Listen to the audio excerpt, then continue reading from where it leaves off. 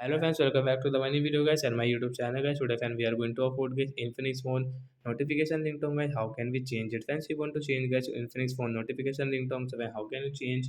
Today friends I will show you. I will tell you in this video. So before starting video friends, first of all go and subscribe the channel guys. Click the bell icon, like the video. Friends, now let's see how can we change notification ringtone. Friends, we will on our phone setting guys. After phone setting has scroll it, click on guys phone notif or sound and vibration.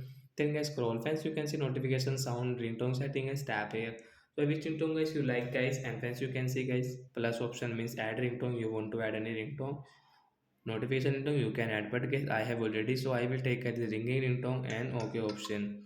Friends, you can see notification ringtone will change, and friends we have this new notification volume ringtone. So like that guy, we can change guys our infinix phone notification ringtone. So that's it guys. Thanks for watching the video. Bye guys. We will meet on next video.